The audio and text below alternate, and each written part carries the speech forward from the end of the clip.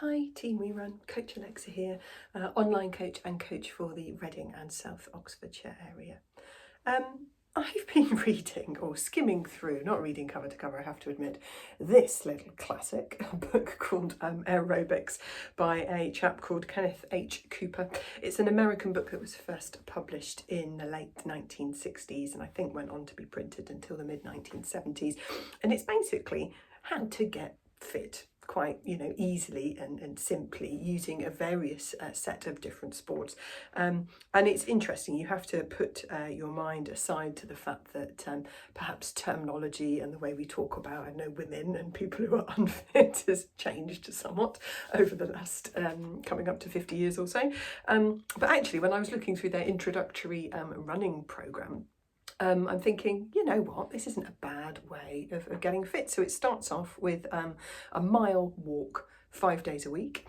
And then after 3 weeks, that goes up to a bit of a walk run. Your goal time to complete that mile in starts to gradually decrease. By the time you get to week 7, you're running a mile 5 times a week, and the goal time for that starts gradually decreasing. And then eventually by week 10, you move to doing a mile twice a week, a mile and a half twice a week, and that mile starts getting a bit quicker. So you know what, the key of what this programme is doing is introducing good habits, isn't it? Getting you to do some physical activity. And they've got very, very similar programmes for swimming, building up the duration and maybe getting a little bit faster in swim time or cycling time, or even running on the spot, weirdly, as a sport, if you fancy a training programme for running on the spot. But the underpinning thing to all of these was the fact that they're getting that routine in place and they're starting it with something pretty achievable and pretty easy. To be able to get out, hopefully for most of us, for a mile's walk 5 times a week is probably a relatively gentle ease in.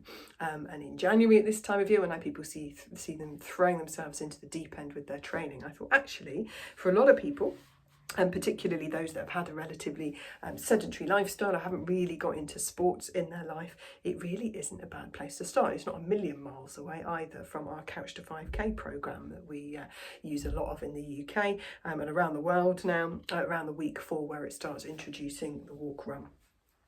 It got me thinking as well, the fact that we do tend to kind of get a bit, dare I use the word snobby, about walking when we are doing more running. So perhaps as a runner, there's this little piece that goes round in the running community that, walking isn't something you do. I have a goal to complete such and such a distance without walking.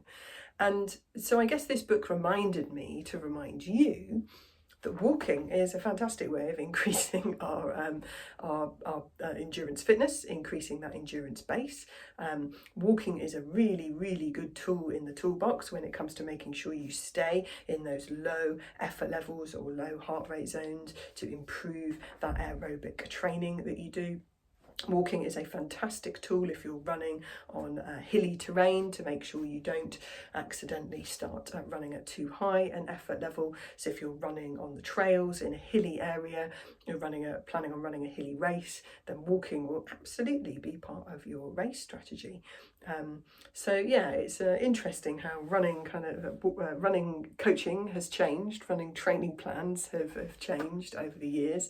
But I think a few of the simple things remain the same, is if you want to improve your fitness, doing something regularly and gradually building it up with rest and recovery in between is the key, really.